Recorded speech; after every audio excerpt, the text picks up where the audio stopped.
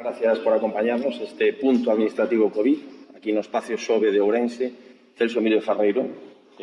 un punto que pretende facilitar os trámites administrativos vinculados a COVID e liberar de carga de traballo os centros de saúde.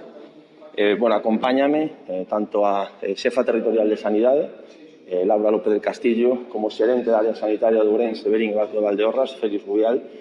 aos que eu quería, aparte de agradecer que me acompañen no día 12, mandar un agradecemento, un recoñecemento especial, personal, polo seu traballo incansable durante esta pandemia, pero tamén polo que representan a todo o sector sanitario de Ourense, que directa ou indirectamente se enfrontan a COVID, e aí están médicos, enfermeiros, puntos de vacinación privados,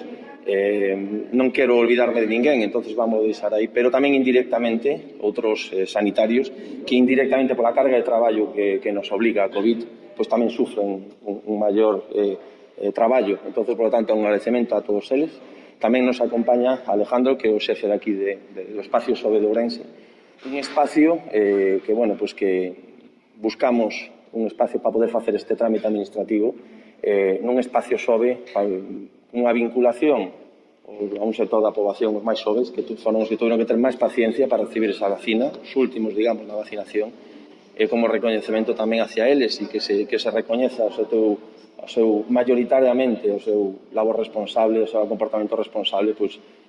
motivo de que nos estemos aquí nesta unidade administrativa que venden do 31 de xullo, que hai que decir que desde que comezou a súa actividade levanse atendido 700 personas en trámites administrativos e que tamén fai unha labor moi importante cos cribaos no programados, que dende que comezou a súa actividade no 31 de xullo fixéronse 1.700 cribaos e fruto dos cales obtéñense 17 positivos asintomáticos que evitamos a propagación. Eu aí que gustaríame poñer en valor a importancia e a eficacia dos cribaos junto ás vacinacións e a mascarilla e outras medidas porque evitan esa proliferación de casos exponenciais e poñer en valor tamén a cantidad de traballo cuantitativo, pero tamén cualitativo, traballo cualitativo que se realiza o sector sanitario non só en Galicia, senón especialmente en Ourense, con medidas de detección dende o principio da pandemia, como foi o auto-COVID, nos primeiros lugares de España onde se ideou este sistema, o Bacicrib que recientemente pusemos en marcha en Ourense. Ao mesmo tempo, simultáneamente a esa vacinación se dá a opción de realizar eses cribados, fruto dos cales se detectan positivos que aislamos e evitamos a propagación. Quero recordar tamén o EduCovid para unha detención áxil rápida nos centros educativos e aislar tamén eses casos e casos como tamén medidas como a este punto administrativo fixo ou outros móviles que hai que poñer en valor pola dispersión xeográfica da provincia de Ourense, o Cribabús, que tanto móvil que se realiza os sábados, tanto en horario de mañá como de tarde, no barco de Valdeorras e Verín. Rematar, como empecé, agradecendo todo ese traballo incansable do sector sanitario e facer un chamamento a toda a ciudadanía para que con esa triple regla que nos permite loitar contra a pandemia, que por un lado a mascarilla, non esquecernos da mascarilla por un tempo, e aos cribados e acudir aos cribados e entre outras posibilidades, con esta posibilidade que se dá, hai que recordar que son martes, xoves e sábado en horario de mañá e de tarde, sin cita previa hai posibilidade de vir e por lo tanto tamén as campañas de vacunación. Bueno, efectivamente a pandemia sigue o seu curso, seguimos casi xa durante un mes, o último mes, desde o 25 de xullo, reducindo o número de casos activos que temos na provincia.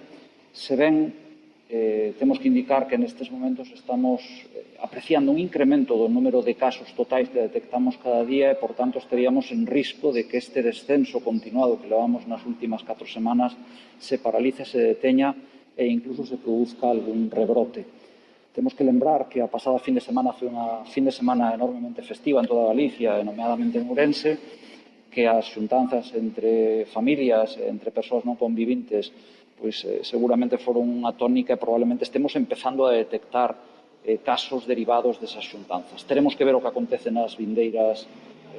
días, especialmente nos vindeiros 10 días, para ver a magnitude desta situación, en que medida se trunca esta boa xeira de resultados que levábamos nos últimos días e que nos facían ser nestes momentos a segunda provincia de España con mellores cifras de incidencia acumulada a 14 días. Imos ver que ocorre. E, por outra banda, hai que falar novamente da vacinación. Nestes momentos son 225.000 as persoas na provincia que teñen a pauta de vacinación completa. Iso representa o 77% da poboación que é subsidiaria de ser vacinada. Seguimos adiante coa nosa pauta de vacinación nestes momentos en persoas mozas de 16 a 19 anos, con unha alta adherencia por parte da mocidade que está concienciada da necesidade de vacinarse, e agardamos que nos vindeiros días podamos seguir nesta tónica ao mesmo tempo que efectuamos as repescas pertinentes para recuperar aquelas persoas que, tendo na súa vontade de vacinarse, non o puideron facer en chamamentos anteriores. Hai que seguir insistindo na necesidade de protexerse individualmente para conseguir desta maneira protexerse socialmente. Ambas cousas van íntimamente ligadas, como todos sabemos, e, por tanto, hai que seguir incidindo na persuasión de todas aquelas persoas que ata agora están sen vacinar para que, no momento en que se sean chamados, e seguiremos incidindo neste aspecto, no chamamento, acudan e poidan ser inmunizadas como corresponde.